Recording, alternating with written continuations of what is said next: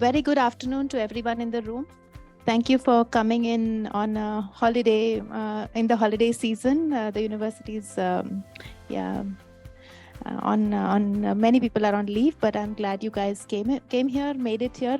And also good morning, good evening to colleagues joining online. I know from the UK and the US, some people stayed up late into the evening to come join us. So thank you very much. I'm Minal Pathak. I'm a faculty member here at the Global Center for Environment and Energy at Ahmedabad University. And it is my great pleasure to host this event. Just a very quick introduction to the topic. Net zero is a buzzword now. Everyone's talking about it. So what really is net zero? And just a very quick background update that as of November 2022, over 125 countries had announced net zero pledges or are making plans to go to net zero emissions. Many of them have strategies and roadmaps to deliver to their commitment. A number of companies have announced net zero targets. I know universities are aspiring to get to net zero emissions, including a small effort by Ahmedabad University here.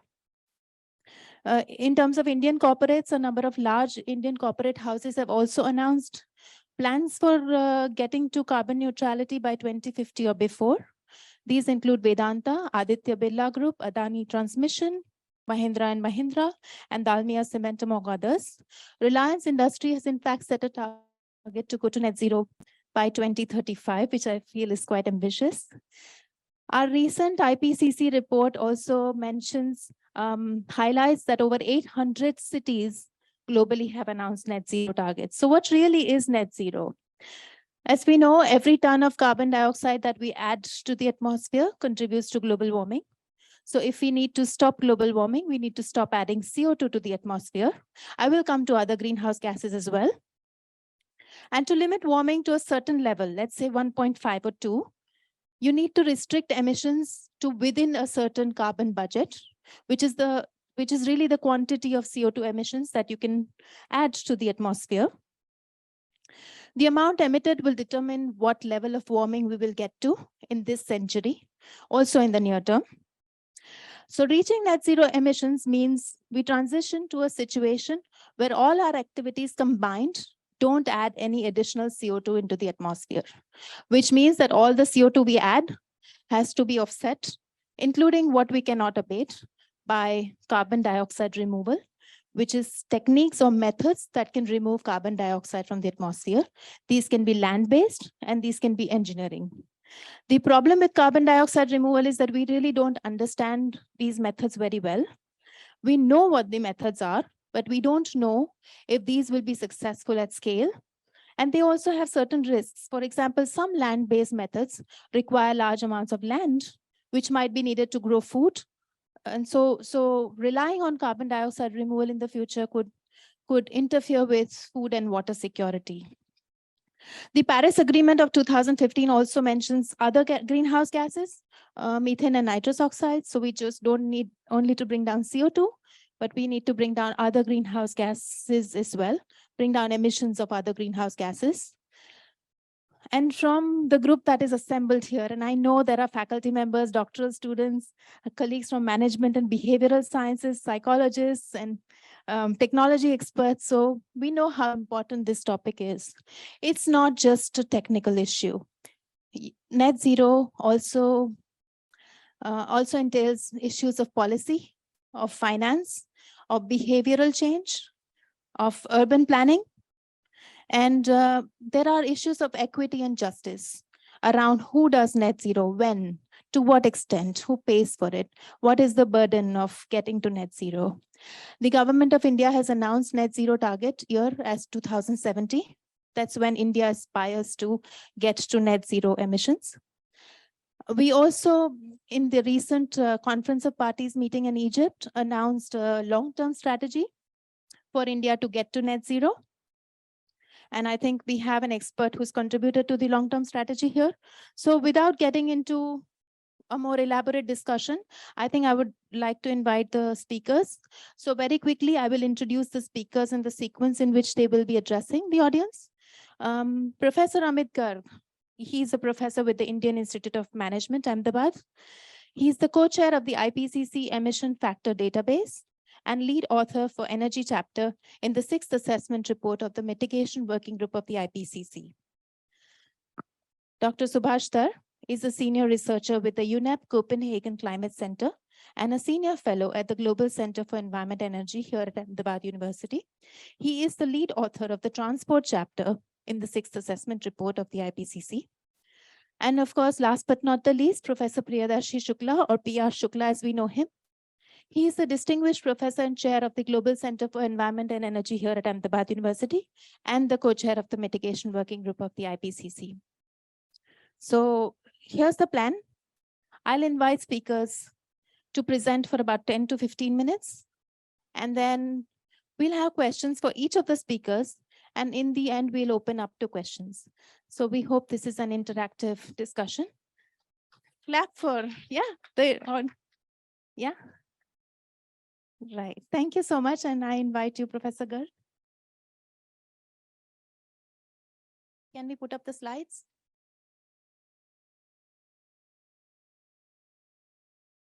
Thank you, Minal, Professor Shukla, senior professors and colleagues here. And it's a pleasure. I can speak very loud, so I speak without mic in the class also. Yeah. But mic will be required for recording, so yeah. I am audible on the mic now? Okay, okay. So I'm very honored to be invited on this platform with very eminent speakers. Of course, Prof. Shukla, always it's a pleasure to hear him, learn from him. And Subash has been my colleague for many years. And all of you who could have come here, of course, I can see Jaipal also sitting. So anyway, now I start with this summing up. The last slide, if you get wavered, you can just see what is there in the presentation. And last slide has been added, so you have to remain alert. No, last slide is not covered here now. So global greenhouse gas emissions are still rising. This is from IPCC AR6 Working Group 3 report. In technical summary also, our chapter also, they are still rising. We had a short dip during COVID, but it's still rising. Despite all the pledges, what Minal was talking about, despite all the pressures being put on technology front, being put on various countries, they're still rising. So in developed countries, about 85% plus emissions, greenhouse gas emissions are coming from energy use. In developing country like India and other places, about 2/3 are coming from energy use. So we know that without energy system modification or changing the track, it is not possible at all to manage rising emissions, leave net zero aside. So that is the first point to be noted. The second point, remaining global carbon budget, if we want to achieve 1.5 degrees centigrade between pre-industrial 1850 to 2100, is 500 billion ton, and the world emits 55 billion ton every year. 9 years, we are off the 1.5 degree ambitious target.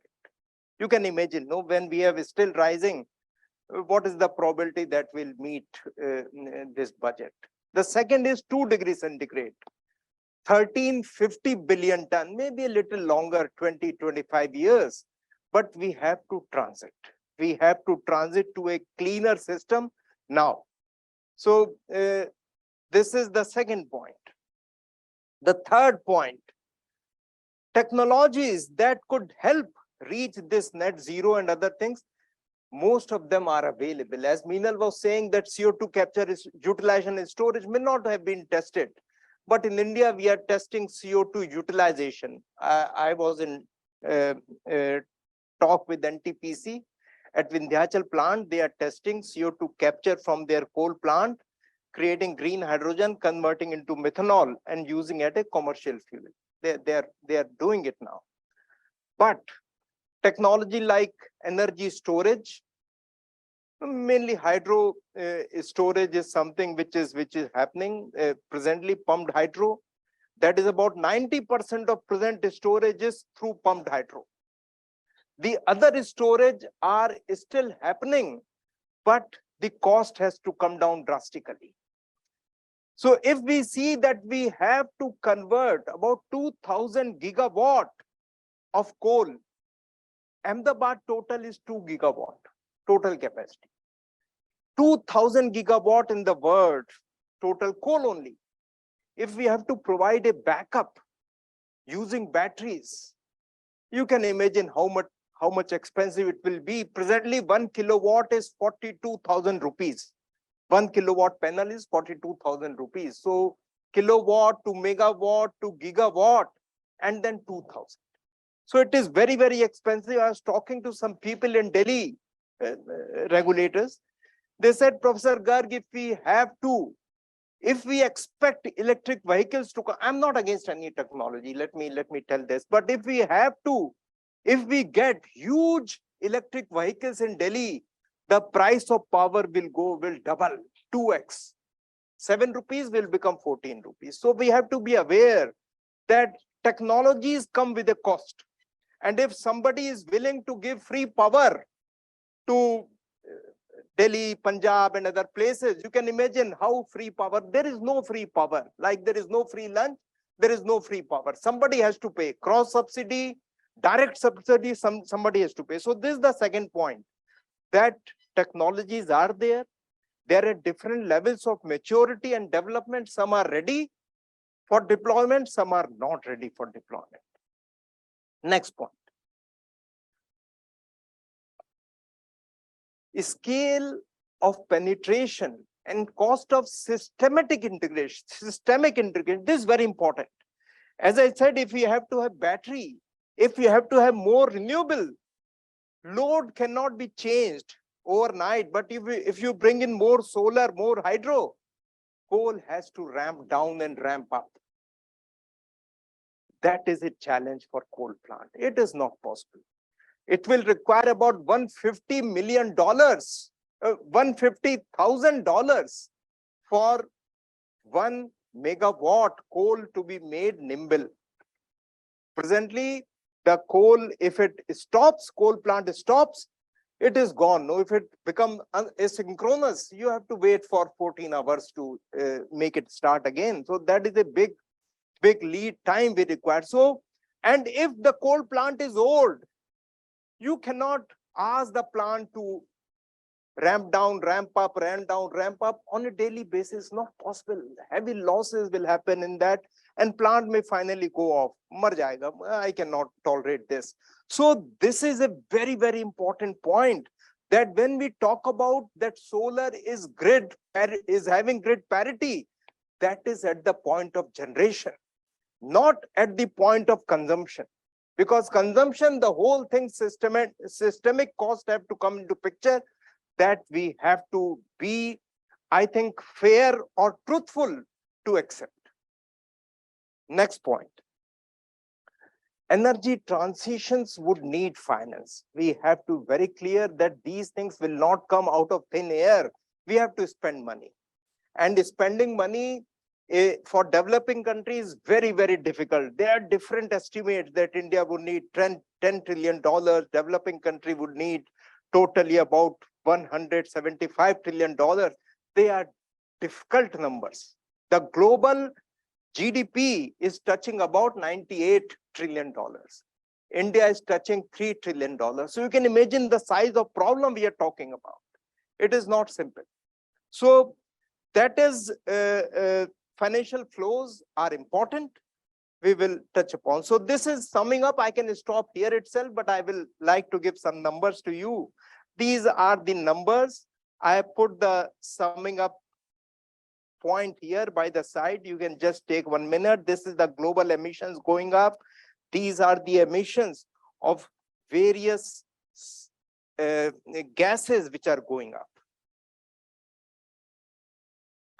These are regional historical contribution. This is very important. If you see Southern Asia, third from bottom, 4%. supporting 20% of global population. This is all IPCC numbers I'm giving, AR6. So if you talk about equity, 20% people only contributed 4%. You are asking those guys to do it further, take load. I'm not taking a position of any country, but this is for all to see and discuss. These are technologies, PV, onshore wind, offshore wind, CSP, batteries, all these things are maturing, must say, and their cost is going down. Battery cost for electric vehicles is going down, but for the stationary supply, we need flow batteries like with vanadium as the basic fuel, not lithium ion. So we need those things which are still developing. Scale is a challenge. And this thing I have said, this is what it is, that remaining carbon budget is, yeah, this is how it is supposed to be by 2050, the blue one. And we are still rising, we are here still. So all this carbon has to go away, whether it goes away through technology route, whether it goes away through a policy route, whether it goes away through a market route, we don't know. This is different scenarios which have been run in IPCC emission report, that is AR6. And there are multiple options available sector-wise. So this is like energy, this is transport, industry, agriculture, forestry, other land use, buildings. There are multiple technologies available, but of course, somebody has to pay and put money on those technologies. Energy investment in 2019, IEA says, International Energy Agency, that about 2,000 billion, $2 trillion were invested in energy in 2019, just before COVID. So these numbers, 2000 they went down, and 2021 again went up slightly. So mitigation flows well short of what is required. So yeah. Now this is the last slide, which I did not show in the front, summing up. So this is long-term strategy. Government of India has submitted. I was fortunate to be part of that strategy making, leading the finance group, and also part of this energy, that is the power sector group. So India has contributed little to global warming as per LTS. This is factual and aligned with IPCC AR6, 4% from 20% people, we have seen that, contributed little. India has significant energy needs for its development, factual and aligned. We still have to provide energy for all, housing for all, education for all, health for all, so many alls we have to provide.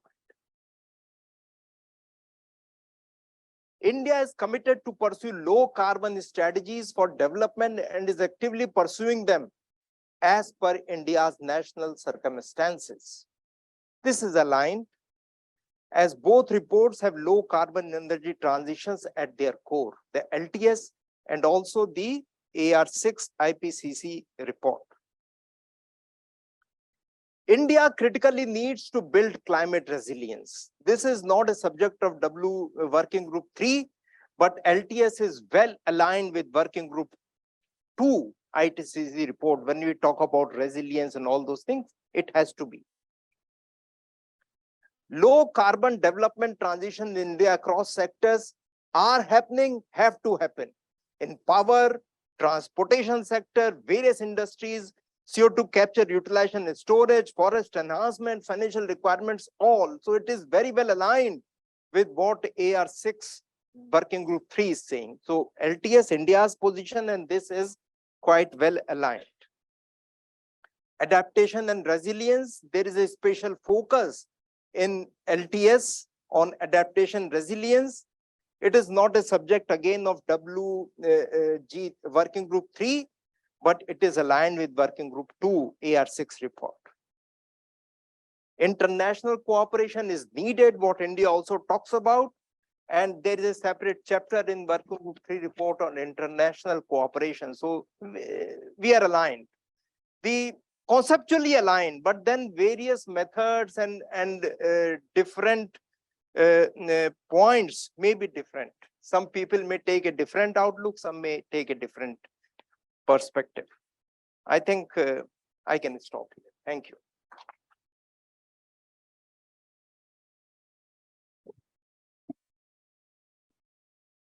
Sticking to the time, what we can do is we can take a couple of questions from the room and maybe one question online, and then we'll move to this next presentation. So I'm happy to, if anybody has a question in the room.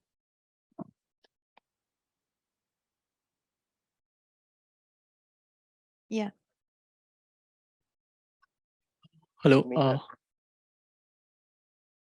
I'm a PhD candidate here, and my just query is how key of a role do you think CCS or CCUS will play in the transition? India does not have any live project of scale. They are planning. Ankleshwar, it is happening.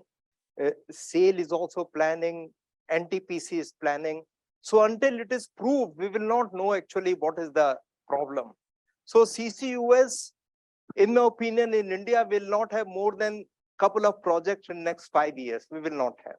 So once they start happening, we'll know how they are faring in the Indian context. Globally, yes, it is.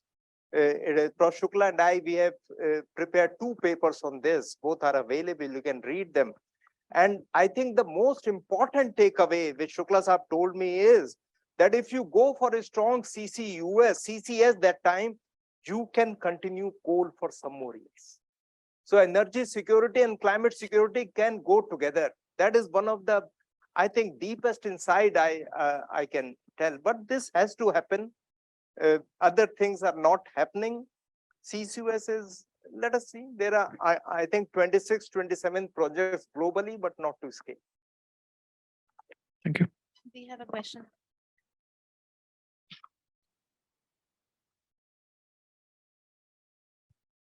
What do you think, how fast green hydrogen can help mitigate? 10 years. 10 years. 10 years. Because the biggest entrepreneur of the country is going red guns on that technology. Yeah, they have said $4.50 to $1 per kg in a decade. Right. So $1 will remain $1.50 or $2. That is fine, but 10 years, as I understand.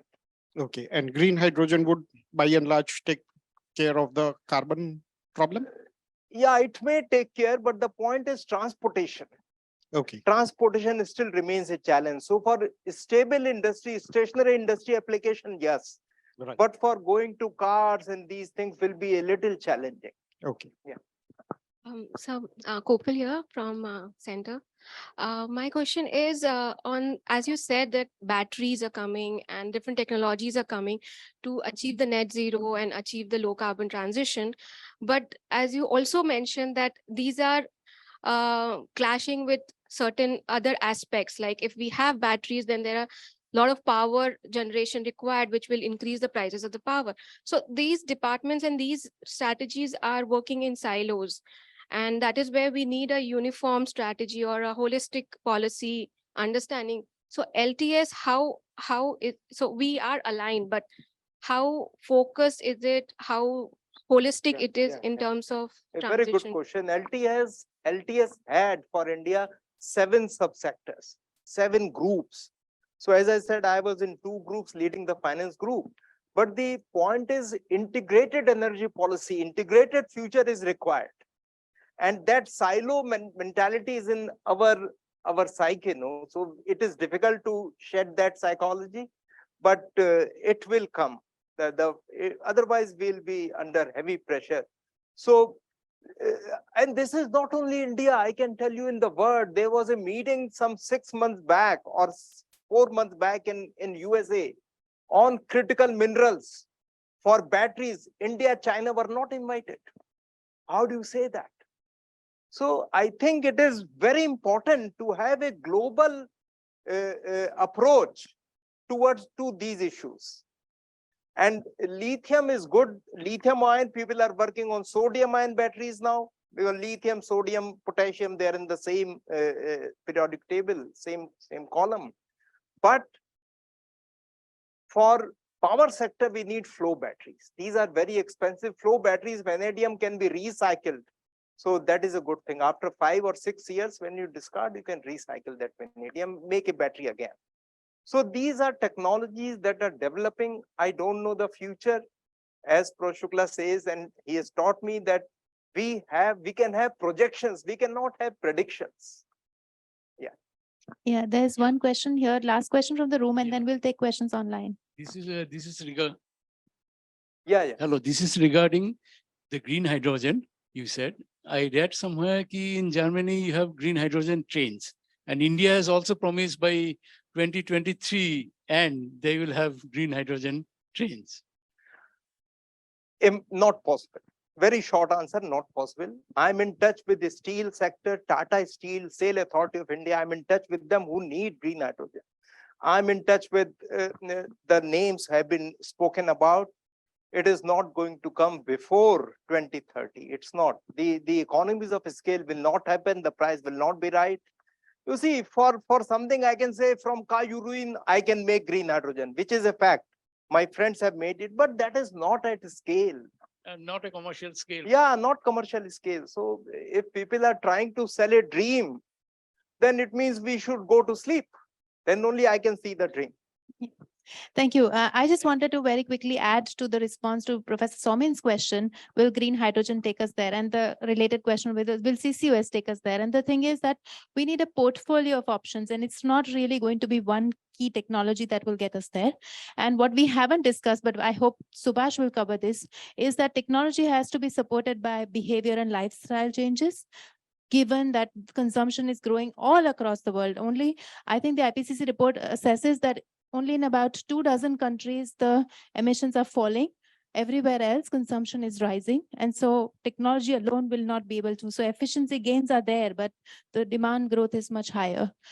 I'm looking at the online participants, and if you would like to raise questions, okay, I already see questions in chat. So I'm going to read actually Pallavi Das from the Council for Energy, Environment and Water. India has announced its net zero target. What do you see as the role of various states in this transition, especially coal-dependent Indian states? Yeah. So this is a good question, but I must say net zero is a national optimization. It cannot be worked at state level optimization, because it may start a fight between the states. Coal states will say, I'll use coal because I'm losing revenue. Jharkhand and Bihar may say. Solar states, Gujarat and Rajasthan may say, I'll use only solar. So these type of net zero have to have a national framework, and then of course the states will be able to give. Yeah, there are 2 more questions, and I will just conclude with those last 2 questions. One question is on what is the role of digital infrastructure, digital public infrastructure in net zero?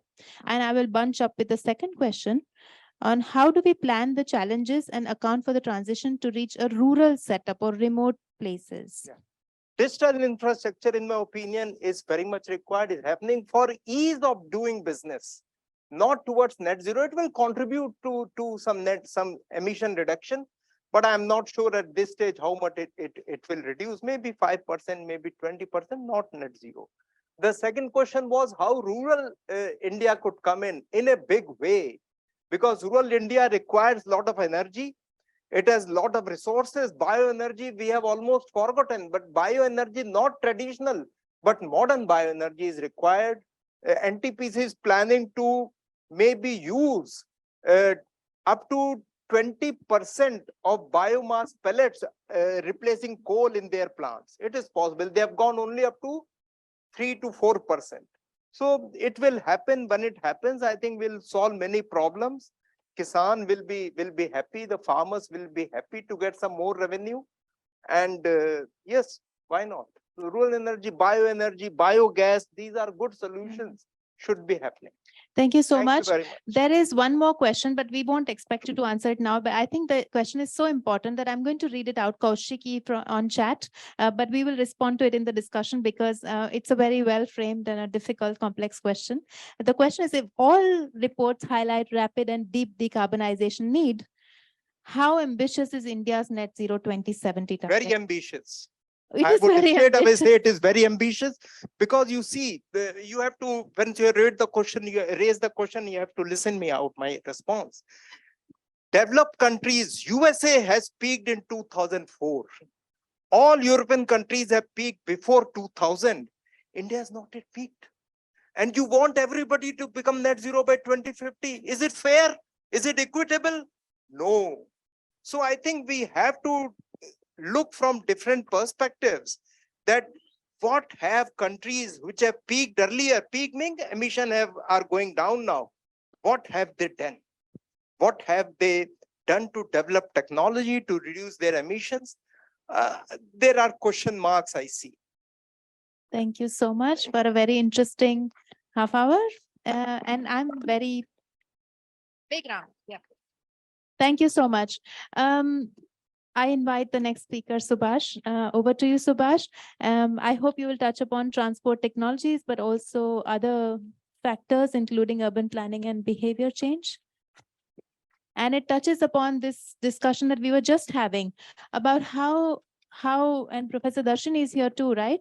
How that meeting mobility needs of people will increase emissions, but at the same time, we have to align with the net zero targets. So Subash, findings from the IPCC report, but from all your work in India, over to you. Thank you, Minal. Okay. First of all, I would like to thank Ahmedabad University for giving me this opportunity. And I'm really happy, like as Amit said, in the company of Professor Shukla, who has been always a guide, and we always look forward to guidance to him and Amit and distinguished guests and students from the Ahmedabad University.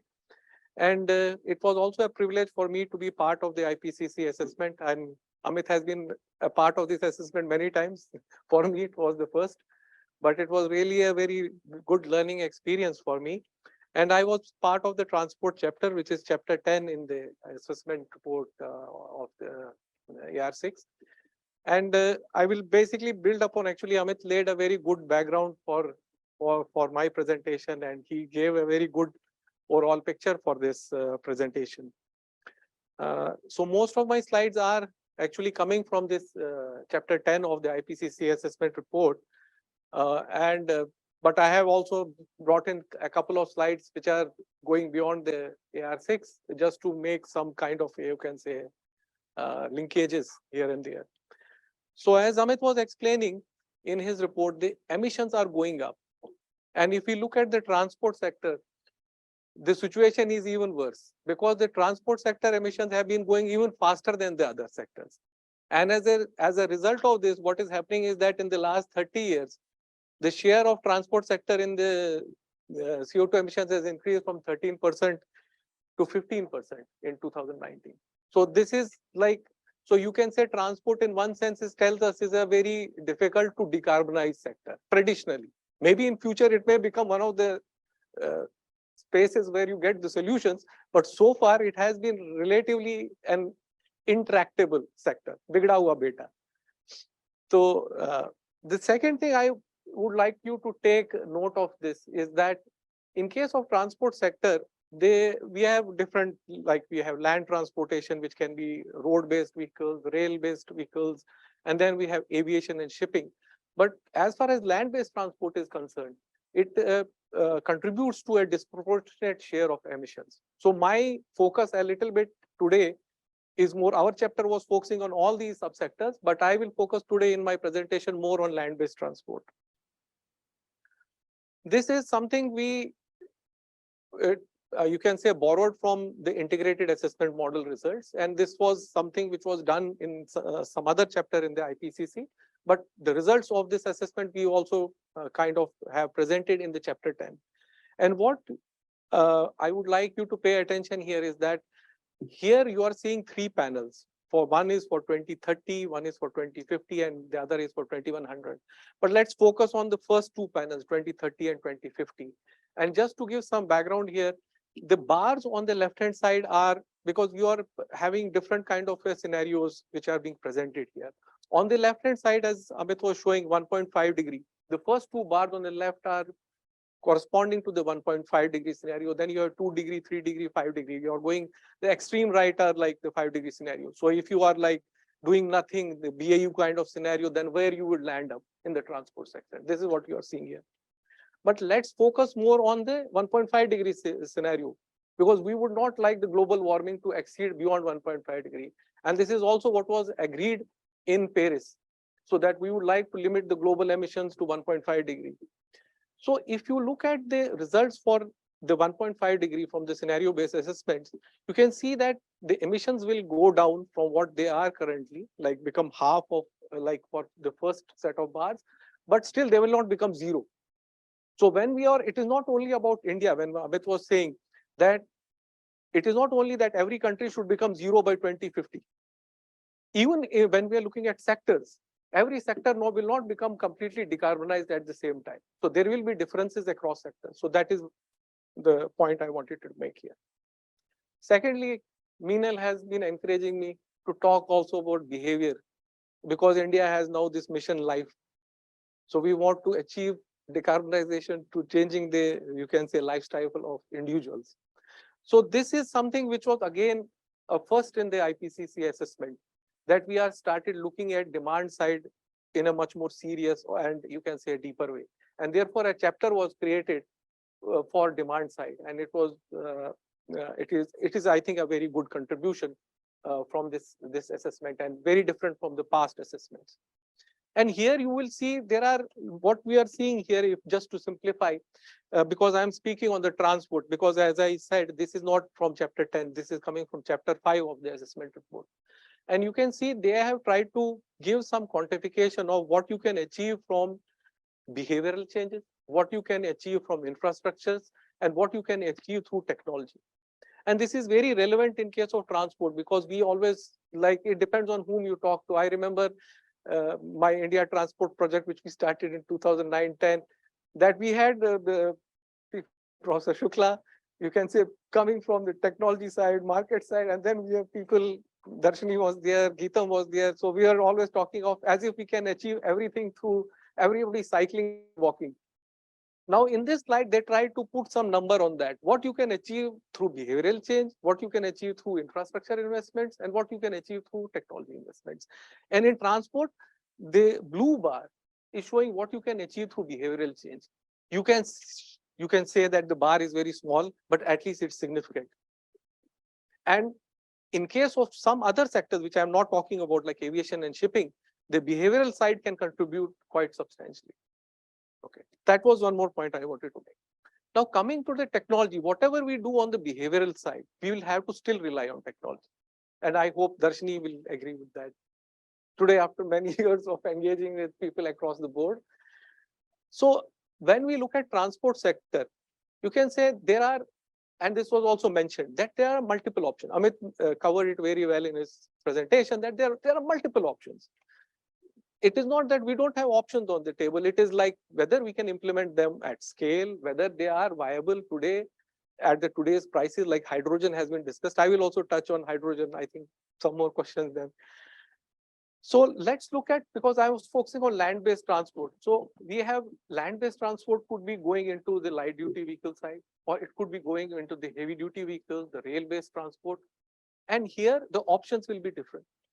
Like when we look at light duty vehicles, we can have battery electric vehicles, and everybody is talking about battery electric vehicles for two-wheelers, for three-wheelers, for cars.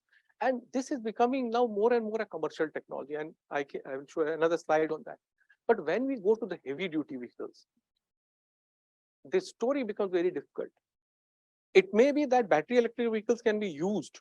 In fact, a lot of cities in India are already having a lot of electric buses coming, but this is on the back of a lot of subsidies going behind them. But as Amit said, nothing is free. Somebody in the end has to pay. So this is not as of now, a very sustainable business model. And in fact, we have been doing a lot of projects in a number of countries. We have done projects now in Ghana, in Zimbabwe, in Solomon Islands, in Rwanda, in Nepal, and everywhere, everybody wants electric bus for some reason. It has become like an aspiration for the policymakers. It's not only in India. This is like a global pandemic. So everybody is looking at electric bus. But the problem is, who is going to provide the financing for that? But because the cost of an electric bus as compared to a diesel or a CNG bus is multiple times. And especially, this will depend on the service. Like if you are running a bus within a city, it has a different application. If you run the same bus on an intercity route, it has a different application. So if you run like a bus, like I was with Chaitali, if you run an electric bus going to Baroda, you can't have the same battery size as the AMTS bus running in Ahmedabad. So the costs become different. So so the point I was trying to make is that you have technology, so you may have to go, for example, for such application. If you now want to decarbonize the long-term interstate bus routes, then you have to think of options beyond battery electric vehicles also. Because in certain cases, like fuel cell vehicles using hydrogen may become viable because the battery itself has become so big. So if you are, for some reason, saying that in a city, I have to have only electric or zero carbon buses, then what are the options on the table? And that I think I will touch upon a little bit in my subsequent presentation. But I think it's a little bit intricate slide. So I will leave it with you. You can look at it. If you have any questions, you can come back to me, but it is also explained in our chapter. I won't spend much time on this. I talked about electric vehicles. They are becoming large scale. Now you have almost in 2021, almost 8.3% of the market share globally for light duty vehicles, especially cars is. So it's becoming mainstream. Now you don't require any lot of support. It is coming on its own. So that's there. And what is driving the electric vehicles is also, and this is on the positive side, a little bit discordant note I strike here, because you see electric vehicles are also becoming mainstream. One is because of the aspiration of people. The other is it is being seen as, and in at least in our chapter, we wrote that electric vehicles provide the biggest wedge for mitigation. We did make that statement, controversial or profound statement, that, and it was also our CLA was quite aggressive on that. But at the same time, when we look at electric vehicles, the renewable story is very connected with that. And this was also mentioned that we are thinking in silos, but in some sense we are connected. Especially electric vehicles is like that kind of a glue which can bind like electricity sector with the transport sector. And here the reduction in the renewable energy prices is one story. But Amit made a very good point that renewables may be achieving grid parity at the generation end, but they may not be the same at achieving, you can say, parity at the end use end. But electric vehicles in certain scenarios, especially if we introduce those technologies, like if we introduce electric vehicles also as a storage technology, then they would also try to in some way provide a solution for that. But at the same time, I would agree with Amit that renewable electricity is coming, but the issues are there still unresolved in terms of grid interconnection and also in terms of storage. And obviously, electric vehicles themselves cannot provide the storage which renewables need, because we are currently implementing renewables at such a scale that you require humongous amount of storages in the grid, or you require on-demand generation, which currently is being provided by fossil fuel generation, like gas-based generation, not by, so renewables cannot cater to that. Then coming to hydrogen, because hydrogen, if you see my slide earlier on different technologies, hydrogen plays a key role in the transport sector. One, hydrogen can be used directly, like in the fuel cells. So it was one of the vehicle technologies.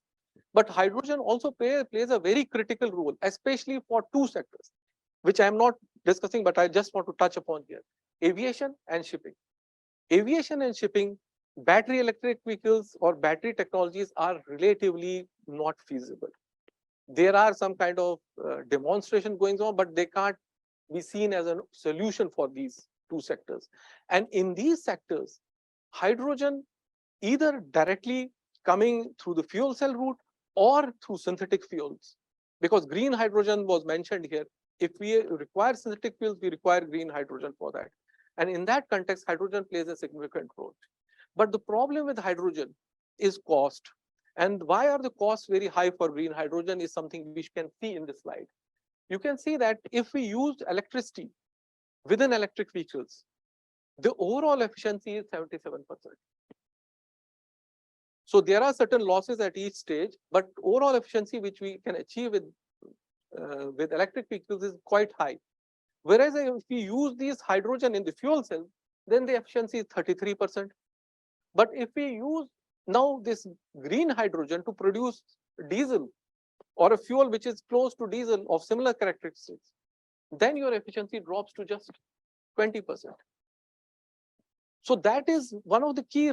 So the overall efficiency, because of the losses at each stage, are such that it makes it very challenging to use this. So obviously, at least in the transport sector, transport chapter, we were of the view that hydrogen and this kind of technologies will be only viable in certain niche applications, like within aviation sector and within shipping, where you don't have alternatives available. But wherever there are alternatives available, it will have a hard time to compete with the battery electric vehicles, like especially for light duty vehicles, running them on synthetic fuels and all that will be a little bit expensive proposition. I don't know, there has been claims made like by the Adani group and all that, that they will bring down the cost of hydrogen, but these are sometimes also statements to show the ambition. I don't know whether you will really achieve that, what you are claiming to achieve, but it is good to have some ambition. Amit also touched upon biofuels. We have not forgotten biofuels. In transport sector, we had a lot of, you can say, discussions on biofuels, but at the same time, people are a little bit, I don't know, it's like doodh ka jala chhaach, fook fook ke peeta hai, kuch something like that. Some, like, people have burned their fingers with this biofuel thing, but at the same time, we should not discard it. And there was a question about the role rural India can play, and I agree fully with Amit that it has a big role to play. We have currently stubble burning happening and all those kinds of issues. Why don't we use this biomass for production of? But at the same time, what is the challenge here? The challenge here is that biofuel, there are different technologies which are available there. Some of the technologies are already commercial, but the technologies which are commercial, like biodiesel from oil crops or ethanol from sugar, they have challenges, not because of the technology is unviable, but the problems it causes on the food security side. And that is why I was using this muhavra. So, because then it causes other kind of challenges. But the technologies which would be suitable in the climate change context, like lignocellulose ethanol, when we can use crop residues and all that for producing biodiesel, they are not at the stage of commercialization. So some more investment, some more innovation, some more R&D is required before we can reach that stage. But we will definitely reach that stage. And then in that portfolio of technologies, we won't be only relying on battery electric vehicles. We would also have biofuels in that space. Finally, this is also a slide which is trying to give some glimpse of, because we always sometimes look at the, you can say, end use CO2 emissions of technology. The life cycle issue, like what is the overall life cycle impact of a technology, is what has been explored. And therefore, when you look at this slide closely, you will come to a conclusion that almost all of the fuel engine technologies in transport can play some role in decarbonization. So when I was showing that slide, there were different vehicle technologies. You had internal combustion engine vehicles, you could have hybrid engines, you could have fuel cells, or you could have battery electric vehicles. Now, all of these different technologies are there for the vehicles. Now, as far as internal combustion engines is concerned, till the time we are running them on fossil fuels, they don't provide a solution. But if we can use biofuels which are produced using a sustainable pathway, then they definitely provide a solution. And they have not a bad, in fact, equally good life cycle impact. So we should not discard them. Maybe today the costs and the readiness of the technology is not there, but in future that could be there. Similarly, battery electric vehicles cannot happen without decarbonization of electricity. So we have to see that India, and I think there again I have to slightly deviate from, we have coal, but we need to move away from coal, because we can't have electrification of vehicles happening and still we keep on investing in coal, because then it is not in some sense aligned with net zero or decarbonization, because then it is talking in two different ways, and then this is a discordant node, and this is not, then it is like working in silos. One ministry trying to say I am working on electric vehicles for decarbonization, and Ministry of Power going and investing in coal. It means that then, Yeah. Yeah. okay. Okay, this was, if Minal allows, this is one of the last slides, and then I'll conclude. So this is something on the deep decarbonization scenario work, which we did some time back, and we looked at these three different scenarios. We looked at the BAU scenario where emissions are going up, the blue line, then we have the yellow line where the NDC scenario, where we have a lot of, you can say, sustainable transitions happening, investments in infrastructures for cycling, walking, investments in metros happening, investments in, maybe BRT is not the right word because in India, somehow it has not taken off in a big way, but investments in public transportation happening. And all this, when they happen, they can basically put us on a different pathway and can deliver quite a significant reduction in CO2 emissions. But then we have these 2 degrees and 1.5 degrees scenarios, where we have, in addition to, you can say, policy driven kind of things, we also try to introduce, for example, we are using this Markal model, so we can give exogenously a price for carbon, and this price we took from some global modeling runs, and this can give a signal to different technologies. And you can see in this slide on the right hand side, so like between NDC and the 2 degree scenario, though the overall energy demand remains roughly the same, but in terms of the fuels you are using, it makes a big difference. And when you go into 1.5 degree scenario, it can even change the overall demand for energy. And the reason for that I have tried to put here, because we were also, and this was, I think, some kind of discussions we had with Professor Shukla, because he said, because when we are using a carbon price, we should also look at what could be the implication of such a high carbon price on the demand for transportation. So we try to, outside the model, try to kind of use this, and we use this kind of architecture of elasticities to see what could be the impact in a 1.5 degree. So in the 1.5 degree, in addition to the changes in the technologies, we have also some changes in the overall demand and the modal shares of the technologies. With that, I would like to conclude, and I will leave the conclusions here. And there are not many. Maybe I will leave it for you to read, and if there are any questions, I will use that time for answering that.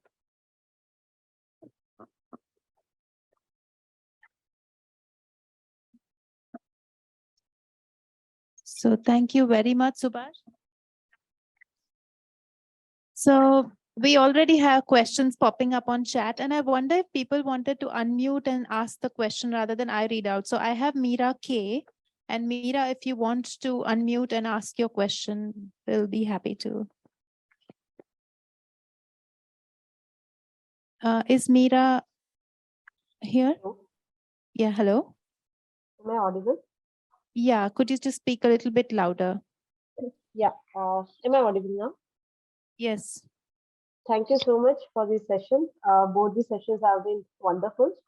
My question is actually in line with the sustainable transport and green transport. Government has already had placed several initiatives like Parvatmala, Sagarmala. So I would like to know, in your opinion, depending upon how these initiatives are going on right now, how successful are they going to be, and how are they really going to lead us to a zero, like a zero emission stage? Okay. These initiatives, for example, how they are being implemented, honestly, I have not been keeping a very big tab on how they are going, but I think there are experts here who can basically help me how they are going. But in any case, for example, for our paper, we did include these initiatives as a part of our storylines for the NDC scenario. And they definitely will play a role. For example, interconnecting different ports with good road networks, good rail networks can help in optimization of the freight transportation. And therefore, they can in some way help in moving because what is the problem, for example, in case of freight transportation in India, that a lot of your traffic is going to the road transportation side on the trucks. So if you can simply move this traffic from road to rail, or for use the coastal shipping to move some of the freight, because these modes have much lower CO2 emissions than compared to the road transport, then you can definitely achieve an overall systemic efficiency and you can reduce the emissions from that. So definitely they have a role. Now, how well they are implemented and all that, honestly, I have not been, you need a good monitoring MRV framework. We have been actually honestly trying to develop a a transparency project in India, but somehow we have so far not succeeded in getting government. Yeah, I thank would you, not sir. like to. Amit is trying to put me in a spot. I will not answer that question. Thank you. Thank you for the answer. I think we have one more question online. So Pallavi, do you want to unmute yourself and ask the question? Sure, sure. Thank you. Thank you, Professor Dhar. So I wanted to better understand what do you see, if we have better, let's say, land use in cities or better urban planning, how that can impact actually reducing the passenger transport demand in cities. And also for the long distance travel, I just wanted to understand how can railways, which is already electrified, and I think government of India already has a target to electrify its entire, track length. How can that really play a role in decarbonizing the transport sector for India? Thank you. Okay, I think you asked two questions. The first I will try to answer, and then I will request Amit, if he's okay as a ex-railway expert, to answer the long distance transportation question. Okay, on the land use side, you see, I remember from India transportation time days, we had a lot of discussions, for example, on what land use can do and what TOD can do and all that. And we had Geetam, Darshini in the project. We had also our good friend Dinesh, who is no longer with us. And he used to always say that Indian cities are very compact. Indian cities are very dense. So in terms of land use, we don't have to do anything. But I would not completely agree with that. But at the same time, we have a good, you can say, starting point. But we have to somehow have a better land use planning for the cities so that they become more friendly for people to walk and cycle. I have actually deliberately gone back on this slide, which I had in the presentation and I didn't present. And this is from our good friend and author of the IPCC report, this left-hand slide, which is trying to show you if cities are very dense, then generally their overall energy use per passenger kilometer or per capita energy use is much lower for transportation. But at the same time, you need to invest into public transportation systems and all that. You cannot expect that I have only a dense city, because then if you people are not getting good options for mobility, then there may be a tendency, for example, for the cities to sprawl out or people to use their own cars, and all kinds of things can happen. So you cannot take it as given. And then Amit, if you would like to answer that second question. Yeah, no, I just wanted to actually add, there is one more railway question. So I think maybe we can get that read out and then pass it to Professor Garg. So Anurag, do you want to come in?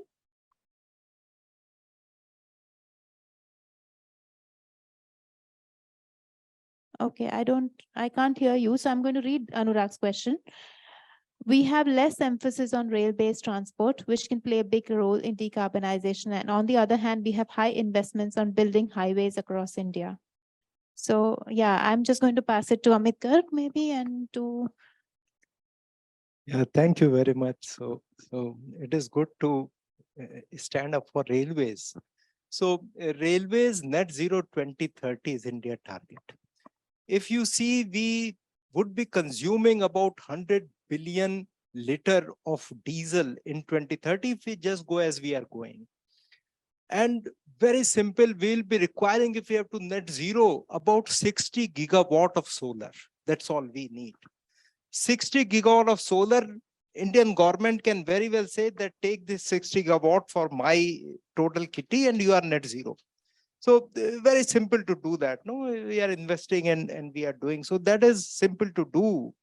But railways are going to be completely electrified by 2023. 23 complete electrification of all the routes in railways.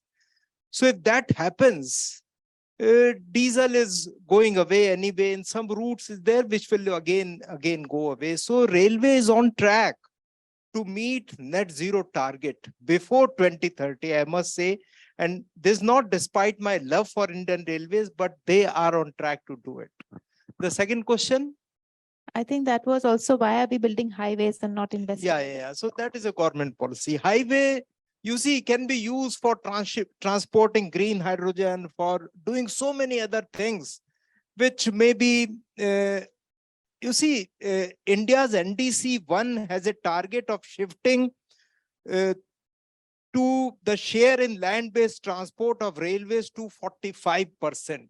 55 road for 45 railways, which is presently standing at 37-38%. It is very difficult because railways going, the pie size is going up. So railway also have to invest quite a lot in that, which may not happen giving all due constraints. But definitely the target is aspirational. It should be a target. It should be tried. But India is a developing country. There is no silver bullet, as Pro Shukla used to say and still says. So when there is no silver bullet, we cannot say, okay, let railways take the complete burden. There has to be coastal shipping, which has to take burden. There has to be roads, which have to take. But you see, good thing about having good road is your efficiency of transport goes up.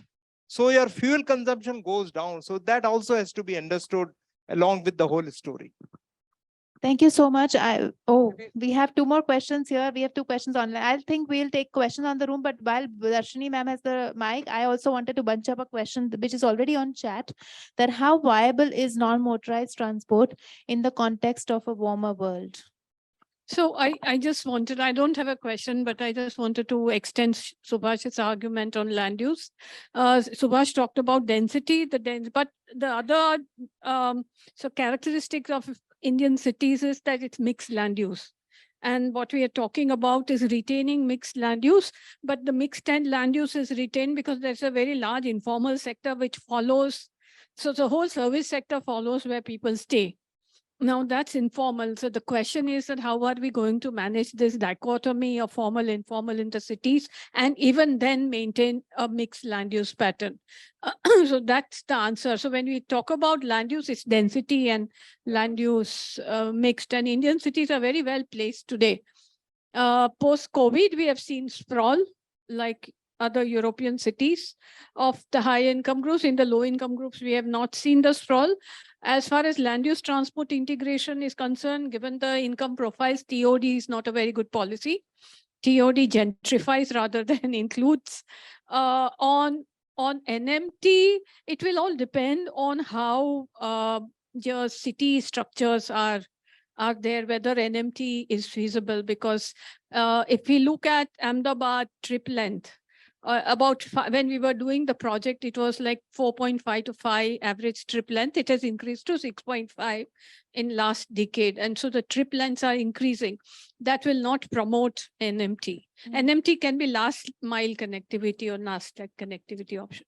And a lot of this, I think all that talk that has gone on, I have to go, so I just wanted to share my points, is very, very significantly, at least at the national level, but at the city level, depend on how your governance systems are going to be in place. And that's what is the issue today. Thank you so much. And we do have other questions in the room, but I'm going to have to, go to the next presentation, but we'll hold your question, Jaipal, for the next round. And also 2 questions online on ICT, remote working. So there's, questions popping up, but we are short of time. So I'm going to pass it to Professor Shukla. Last presentation of the event. Over to you. And I believe you're going to talk about fairness and equity and the social cost of carbon. So over to you. Good afternoon, everyone. I think it's a kind of gathering. I think the gathering of very high intellectual things here, actually, of which we were getting the repeated comments on me actually by Amit and Subash, and that I can only tell you that they are taking the revenge of what they could not do and ask me a question when they're teaching. But I think, of course, I'm very happy with this, All right. So I'm going into the topic, which would be not be seen from the same kind of prism or something where I will bring the idea of the energy transition towards the net zero. emission, which is a big thing of decision at the very end. Actually, if I missed something or something, you can always remind. I might answer that. So here, this presentation is on the energy transition towards the net zero emissions. Now, the net zero emissions as a term, it had appeared only in the last few days or something. That I went where to do. Somebody can always ask the question over there, and I have. So I can take this. So this when the title energy transition towards net zero emissions, the net zero emission as an idea arose actually that well, as we keep on reducing the carbon dioxide or other gases, also the greenhouse gases, that we will have to go to the target that 100%. Or something, that. Now, I think it's like in a life, everybody thinks about what is asked to think about that well, this is the thing you would not do actually, that you become even old enough or something, or whatever it is actually that. So I think there's huge discussions in the governments of the world on the discussions on this, that and where the word is net zero emissions. I think some interventions which came from Norway and others came into that actually, that of course this whole country actually, that the Norway and all that actually, that with maybe I think in the one city of India, the energy consumption or something, that. So I think probably we try to put this question up front somewhere or something, that do we, and I'm still not very happy with this, and I will explain to the things actually, that wherever we are discussing with the policymakers, others, and all that, well, how do we look at it? But somebody can always ask the question that well, why net zero and why not a negative something? Because if you've done something in the past wrong, then you might also do the negative sometime to negative of negative to come out of that or something, that. Now, this was a simple thing that people believe that actually that if you do a net zero, then it's not really something which could be in a way acceptable. There's nothing, because once you get into negative one, as compared to zero or something, actually, you are broadly driven actually that by the thing. So I think I'm just leaving this actually that because towards the end, I want to try to get to you actually some issues. Now, I might be getting into zones which may not necessarily always be something that you might have looked at, that. Now, this is the standard figure which has come from the IPCC reports and all that. And the idea there is very simple actually, that the temperature will stabilize when we reach net zero carbon dioxide. Now, is this sentence actually which is coming from the IPCC reports, where I'm the office bearer actually, that's nothing wrong with that IPCC or something. I'm asking myself that question, that the temperature will have to stabilize, but you don't want to stabilize the temperature at what was the pattern which was happening actually, that with a very long periods or something actually, that now you have about 1.5 degrees added if you are not doing everything, and that it will not be a net zero, but it could be still be something like net 1.5 degrees per meter, which is I think the current discussion, current accepted numbers here and all that. And the other one is that if you fail that 1.5 degrees, then the policymakers have agreed that well, the 2 degrees will require actually that something of I mean, if I say the nuanced stuff or something, is the net CO2 emissions for 2070s or something, that if you get into, we will get into a 2 degrees world. And if you can just get the temperature down at the 2 degrees or something, actually, that we will have the net zero, which will have to be achieved actually by 2070.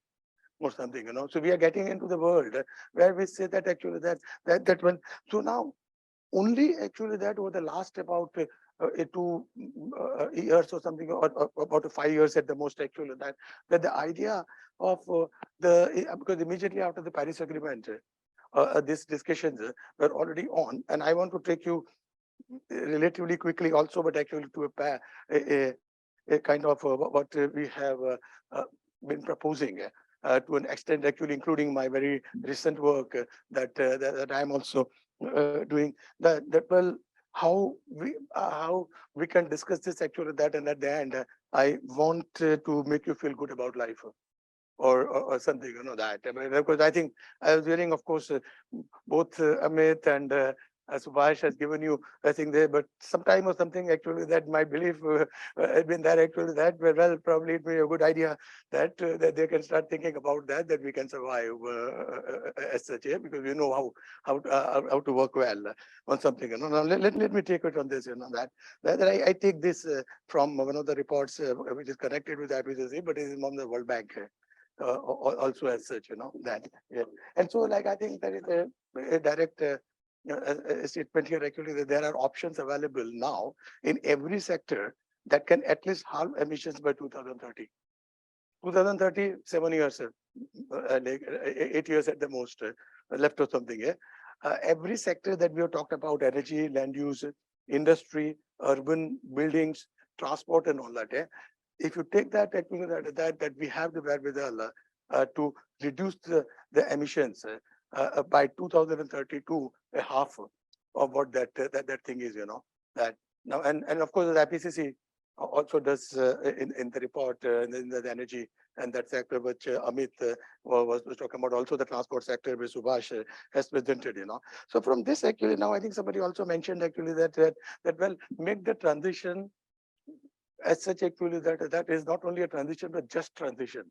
Now once you start putting the word just, everybody shakes up actually that is the issue of justice or something, that well, how do you make a thing? Now this is one, I don't know to get into this could be in one form actually that this is a controversial slide, but it's not that. Actually it's a very simple slide if you look at it, that this chart is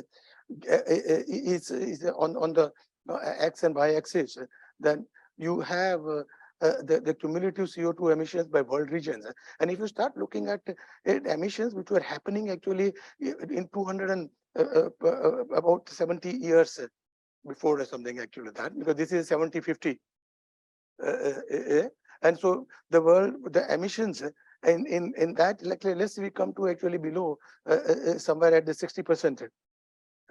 Over here, the cumulative CO2 emissions by world region, that the Europe took actually that almost the half of that, of the world emissions. The Europe would have been taking actually something. So that's the blue part actually that, and because the Europe essentially was ruling the world in a way, that. And so you had that more or less almost 100% of the energy on the left hand side of the blue in the slide. Yeah, you can find that there are 3 major countries only that which are taking, like the United States was there. Coming to the 2000 and all that actually that, but still the United States was not the one which had the maximum of the CO2 emissions. That is almost like the US dominating actually this numbers much later actually, that somewhere in the beginning of 1850s or 1900 or something actually that. And so it just shows that, for example, you take the what is India. So India's population still was very, very high actually that in comparison and all that. But our attribution that we get to the emissions which happens in the world or something actually that is still not even a couple of percent or something, that. Now this discussion, then this figure has come in the discussion and negotiations over, because the negotiation broadly actually that on the climate change has been happening only for about since about 30 years or something like that. And this, once you put this slide on the table, almost about 80% of the, I mean, at least the major players, they run away actually that because now you are touching the vein, which is tricky as such, that. And I'm not getting into a lot of insight discussion actually that, but that this is the most kind of discussed numbers or something actually that we haven't done anything bad in the past to have the carbon up there actually that, because the carbon as such, the life of a carbon molecule going up there, actually, that it survives several hundred years as such that. So if you have put that molecule today by putting some kind of a coal as such that you will have to, in that case, uh, have the cumulative numbers. Also, is the past actually they're ruling us? Yeah. And so the idea that there has been that actually that who has done in the past something. Now the person actually that who has done this part where a person feels actually that comes with another argument. You know that the person said that actually that when my grandfather did this, then he didn't know actually anything about science.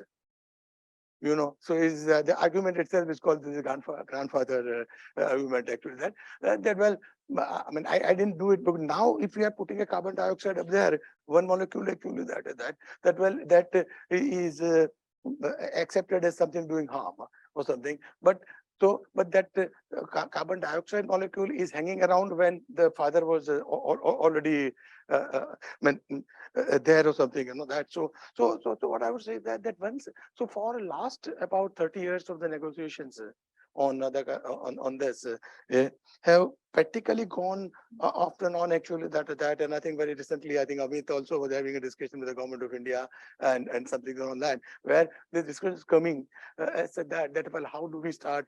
So this is, I'm just putting something which is happening which is from this thing, the difficulties of the kind of negotiating this kind of thing where the 195 countries of the world are deciding the policies, etc. You know, I'll just forget pushing that. So now from here actually that I'm trying to give you the thing that how do we start looking into this, you know. Yeah. And so one is that is of course the title I put is the carbon pricing indispensable for reducing emissions in the efficient way, that we want to have that a reduction of the emissions in an efficient way actually, that. And so we want to attach actually that the two concepts. Yeah, the one concept actually that is what we call actually the social cost of carbon dioxide. Yeah. So it's a cost actually that of the carbon dioxide emitted or something actually that. But one is using the term actually that is social cost. Now, what's the difference between the market prices and market cost or something actually as compared to the social cost or something there? So social cost again depends upon the kind of institutions that you build, and so there are a large number of other issues which get connected with that.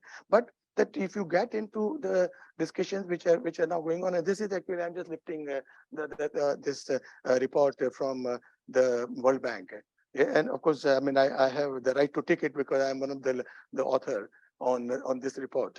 Yeah, and the thing that this is one thing actually that well, the social cost of carbon is the net present value of the aggregate climate damages.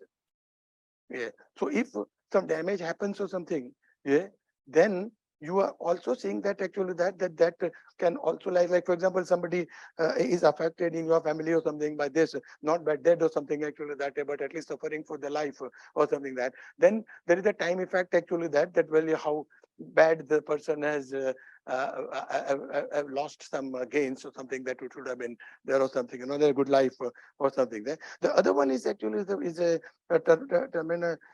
actually the discussion is on what we call actually the social value of mitigation action.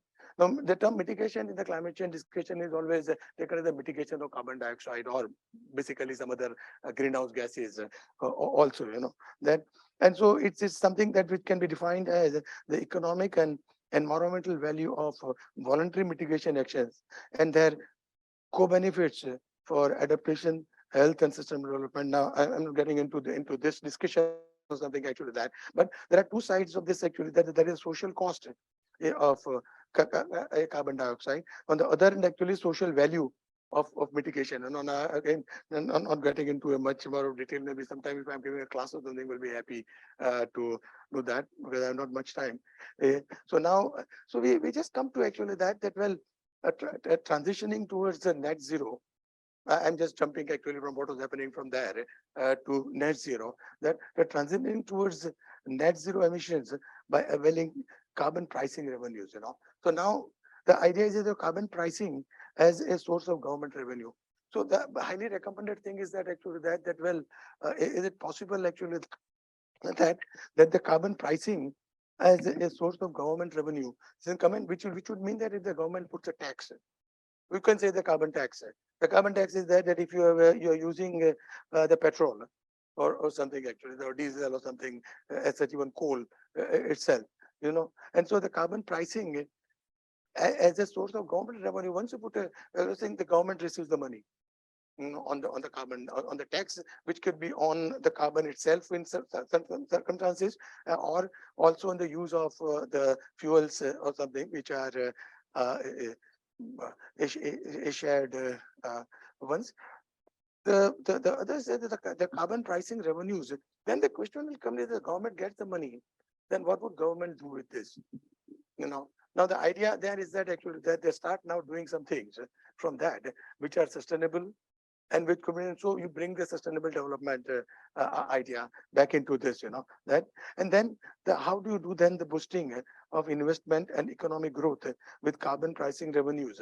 And so practically actually to bring into the carbon market, the money market is the basic the idea over here. And then one is saying that actually that by in this figure that this figure broadly shows that which are the countries where something is achieved. This is like Madagascar is the one, or something, the blue one. You can see, the other one is that in laws or some legal things are getting formatted, where still the US over here is not really the one on the extreme left. Actually, that the one below this green is the United States in that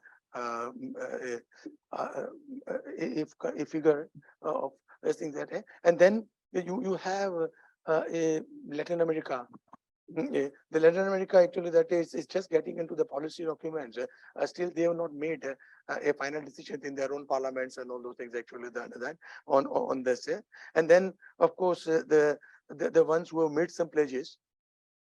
As this thing, and so this again gives this idea actually that who's doing that. Some countries are doing actually that, and they are also able to get into a just transition actually that, because of maybe I think those small countries like Norway and others actually that have a lot of money or something actually that any time a child is born there or something, the child already gets some $300,000 on the in the that's what it is actually that. So I'm just coming then to the my last slide on this, that, and then I think I'm just going to, we have just put up actually that this a frontier on this, that, but it's very going to be very stupid actually that to say that we cannot stop all this issues which are happening or something.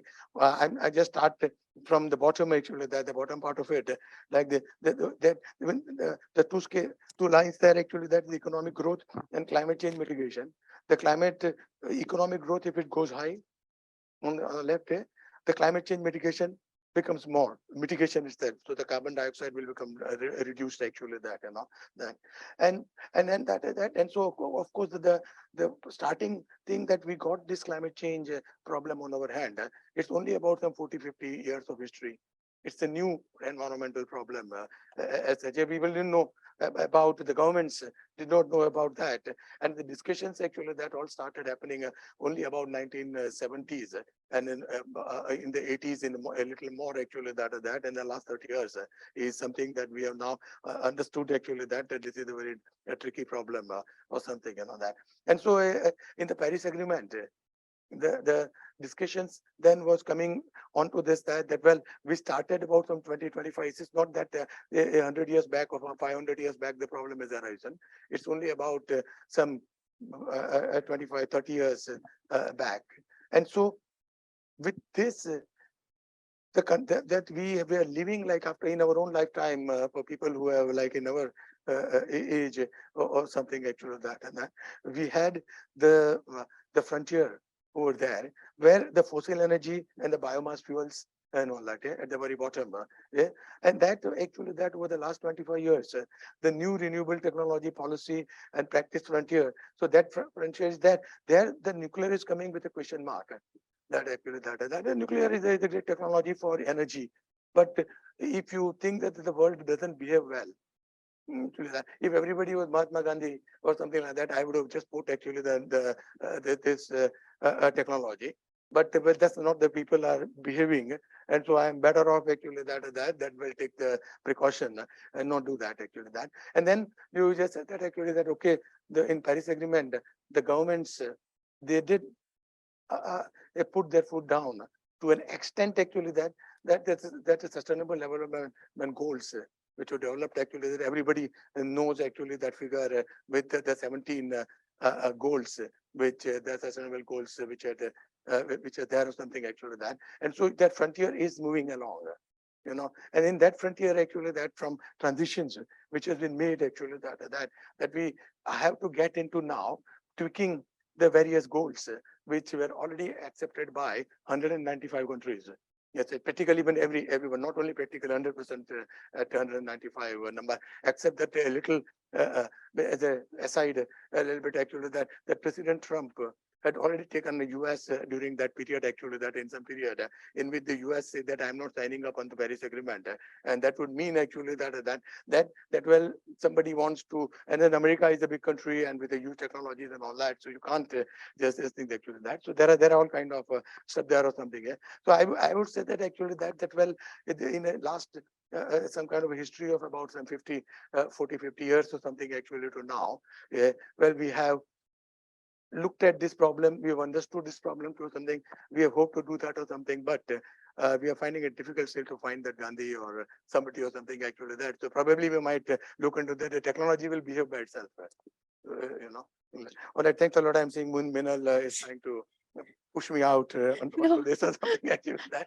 Right. Who am I to push you out? Thank you very much, Professor Shukla, for all these very complex discussions. We do have, I would request maybe 5 more minutes. We are already up on the hour, but maybe 5 minutes for burning questions. Professor Ramadhar Singh, of course. I feel proud that I work at just some general observations. If I ask this question to myself, what is the take-home message for me? So one is policy formulation. Second one, Subash said lifestyle change. And Shukla said voluntary mitigation action. And I'm a psychologist, and as I grow older, I look back and think. So I make some general observations here. We have policies for everything here, but we never implement. So this is one challenge for us. Second one, when I was in college, I read a book by Ramdhari Singh Dinkar, Rasmigar, 1952 edition, in which he said, चारों ओर लोभ की ज्वाला, चारों ओर भोग की जाए, consumption, पाप भार से दबी धसी जा रही धरा पल पल निश्चय. Like consumption and greed. And then in 70s, Eric Fromm came with materialism. And he said, more you have, more you become. If you have nothing, you are nothing. Now, in that context, Subhash's recommendation about lifestyle change, walking, cycling, or using public transportation. These are the two contradictory things we have been telling to. Like they are defining in terms of material possessions, which have adverse effect for your goal. At the same time, we are recommending. Now, Shukla's recommendation about voluntary mitigation actions. Whenever I say to my students or neighbors who are doing something wrong, they say, this is, uncle, this is India. I said, you should be ashamed of yours. If it is bad, should we make it worse? So this is a challenge, like we do not identify and we do not think that we ought to make it better. Or at many times we say that we are not simply a degree granting institutions, we should be giving back to society. or we should lift the society at a level better than we got. Now, these are the challenges, because this is the ideal goal. We have no choice. And I think I got a chance recently. I gave a lecture here that I said we need to revisit Malthus' theory of population, in which if we are not careful about these things, nature will take care of us. So both your climate change and corona or epidemic are really threat to us. So first I learned a lot, and these are my spontaneous reactions. I'm not expert in the field. So good thing, and I think this would, so these are the things I Thank you. Thank you so much, Professor Singh. I think our 5 minutes are also up on borrowed time. I actually had a question as in the role of a chair, and the question is, I agree with the point you make about India and the carbon budget. And at the same time, the world is talking about accelerating decarbonization. We can't reconcile the two. So if India argues, and at the same time, UK just opened a new coal mine last week. So we have these dualities, and that won't solve the climate problem. And maybe one last word from any of the speakers on this. And then I promise we can go to coffee. Yeah, we are all dead in the long run. So why worry about the long run? Let us first worry about our NDC 2030 goals. Let us worry about providing everything to everybody in the at least minimum requirements. So that is the first thing. Number two, what Subash said, no, on coal and electric vehicles, they are not separate. India produces 1400 billion unit of power, 1435, 20.5% of our losses, T&D losses. So even if you make it 15%, we save 70 billion unit per year. 70 billion unit can charge 7 million vehicles easily for a year. So I think we are just inefficient. We don't want to agree this. The society, the world is inefficient. So I think, thank you. Thank you. There was a question on gender. We can't take it. I'm sorry to the online audience, but thanks for everyone who joined virtually. A big clap for the speakers, for the audience. Shaurya and Soumya, who've helped put together the event, and our fantastic IT team who makes this all possible. So please join us for tea, and thank you very much for all those joining virtually. Have a good day.